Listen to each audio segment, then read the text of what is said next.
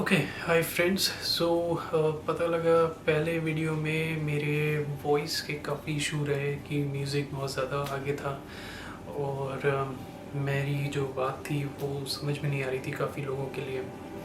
सो इस वीडियो में मैं पूरी कोशिश करूँगा कि ऐसा ना हो। सो एक शॉर्ट में मैं बताता हूँ कि लास्ट वीडियो में क्या डिस्कशन हुआ था। लास्ट वीडियो में ये डिस्कशन हुआ था कि ये जो दुनिया में जिसमें हम जी रहे हैं ये अपने आप बनी है, इवॉल्व हुई है या फिर किसी ने इसे बनाया है। सो ये दो बेसिकली दो वर्ल्ड व्यू हैं जिसके हिसाब से आपका जीवन चलता है। सो ये वर्ल्ड व्यू के बारे में डिस्कशन करना इसलिए ज़रूरी है क्योंकि अगर आपको पता है और आपको क्लैरिटी है अपने वर्ल्ड व्यू के बारे में, आप किस चीज़ पे बिलीव करते हैं, तो आपका जीना उसी के हिसाब से सेट होता है। ठीक है, अभी तक हम लोग कभी सोचते भी नहीं होंगे कि वर्ल्ड व्यू क्या है। ठीक है, मुझे नहीं पता ये बनी है कि नहीं बनी है, किसी ने बनाया, और how does it matter, but it does matter. So अगर देखते हैं जितने भी रिलीजन है इस धरती पे, सबके पास तीन क्वेश्चन है जिनका आंसर करने की वो कोशिश करते हैं। पहला, मैं कहाँ से आया। दूसरा, मेरे जीवन का मकसद क्या है। तीसरा, मरने के बाद क्या होगा। ओके, सो बेसिकली अगर हम आंसर करें इन तीनों क्वेश्चंस का दोनों वर्ल्ड व्यूज़ को लेकर, पहला वाला है हमारा एवोल्यूशन। सो अगर एवोल्यूशन सही है तो पहला पॉइंट आता है कि मैं कहाँ से आया। सो इसमें आंसर होगा एवोल्यूशन अगर सही है, आप अमीबा से आए। Amoeba was the first living thing and then धीरे धीरे इवॉल्व हुआ वो, और आप यहाँ तक पहुँचे। सो आप बेसिकली इवॉल्व होके आए हैं यहाँ पर। दूसरा क्वेश्चन है what is the purpose of life. जीवन का क्या मकसद है। सो उसका आंसर अगर देखते हैं एवोल्यूशन से, सो जीवन का बेसिकली कोई पर्पस नहीं है क्योंकि आप इवॉल्व होके आए हो।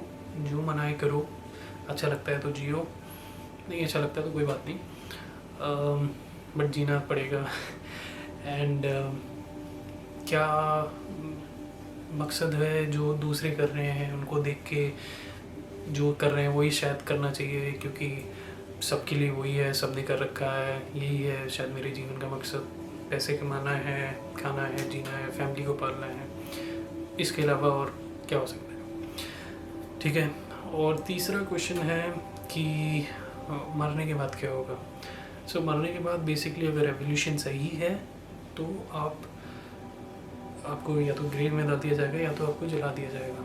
सो बेसिकली आप रिसाइकिल हो जाएंगे, और ग्रेव में है तो मे बी डिकम्पोज हो जाएंगे, और जला दिया जाएगा तो आपको मे बी आपका डस्ट फेंक दिया जाएगा कहीं पर, मे बी रिवर में या फिर किसी भी व्हाटएवर इज़ द प्लेस जहाँ पर आपको फेंकना है। सो बेसिकली तो ये हैं तीन आंसर अगर एवोल्यूशन सही है उसके हिसाब से। अगर एवोल्यूशन सही नहीं है और अगर क्रिएशन सही है, दूसरा वर्ल्ड व्यू सही है, तो इन तीन के आंसर ऐसे हैं। मैं कहाँ से आया हूँ, आपको क्रिएट किया गया है, आपको डिज़ाइन किया गया है। क्रिएट करा गया है, डिज़ाइन किया गया है, मीनिंग आप में टाइम लगाया गया है। सो क्रिएटर ने himself has given some time, आपके लिए कुछ टाइम निकाल के आपको बनाया गया है। सेकंड, जीवन का मकसद क्या है, क्यों हूँ मैं यहाँ पर। क्रिएटर ने आपको बनाया है कोई ना कोई मकसद से जो आपको पता करना है, और आपको पता लग जाएगा तो आप उस मकसद को पूरा करने के लिए आए हैं। तीसरा, मरने के बाद क्या होगा। आई थिंक जितने भी रिलीजन है इस प्लैनेट पे मोस्टली ये एग्री करेंगे, दे टॉक अबाउट या तो नर्क है या तो स्वर्ग है। सो मे बी आपका डिसीजन होगा और आपको इन दोनों में से एक जगह पर जाना पड़ेगा। Basic okay.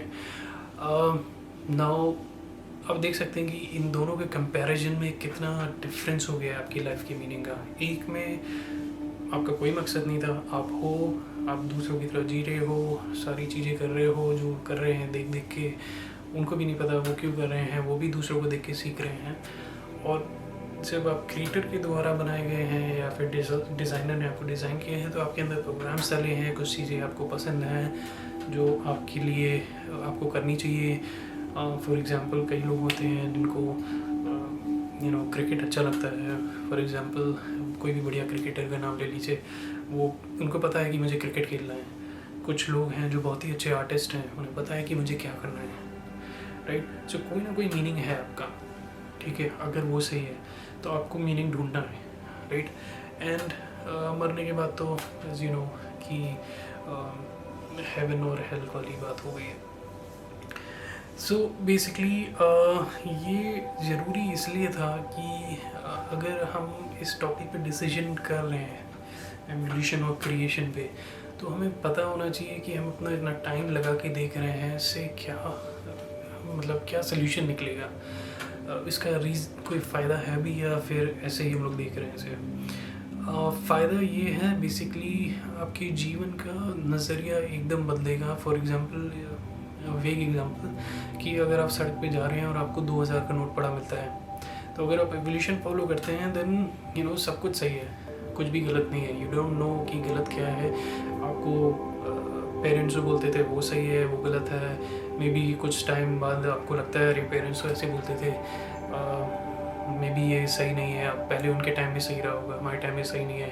So you never have a straight line कि ये सही है और ये गलत है, क्योंकि हर बंदे का पॉइंट ऑफ व्यू अलग है।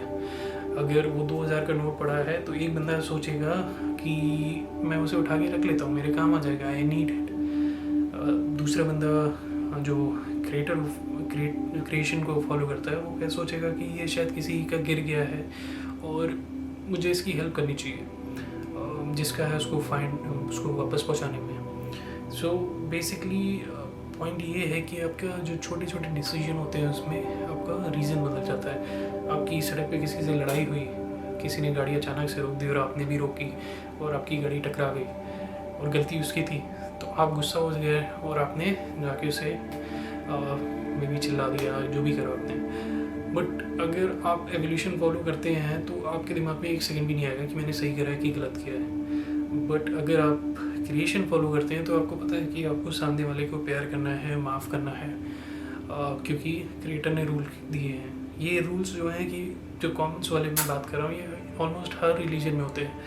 Love people, love one another, सच बोलना है और झूठ नहीं बोलना है, खून नहीं करना है, चोरी नहीं करना है, things like that. So basically तो आप सामने वाले से अगर आपने उससे गलती भी हुई तो मे बी आप उससे जाके नॉर्मली बात करेंगे और वो भी अगर क्रिएशन फॉलो करता है, may be he will say sorry कि मेरे से गलती थी, मुझे माफ़ कर दीजिए, और वो काफ़ी अच्छे से सॉल्व हो सकता है। सो ये एग्जांपल्स मैं दे रहा हूँ, कुछ और भी एग्जांपल्स होंगे। आप सोच सकते हैं कि आपकी ये छोटी छोटी डिसीजन जो है से काफ़ी डिफरेंस हो जाता है।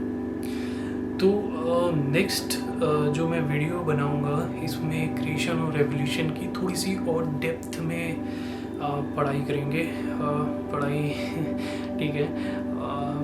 उसमें हम लोग बात करेंगे कि क्रिएशन के जो साइंटिफिक एविडेंसेस हैं वो कितने ज़्यादा स्ट्रॉन्ग हैं, और या एवोल्यूशन के जो साइंटिफिक एविडेंस हैं वो कितने स्ट्रॉन्ग हैं, और कहाँ से स्टार्ट हुआ, ये थ्योरीज़ हैं क्या, और भी इसमें डिस्कशन करेंगे, सो दैट आपको फाइनली एक डिसीजन लेने को मिले कि what is right and what is wrong. ठीक है, थैंक यू, और नेक्स्ट वीडियो में मिलते हैं।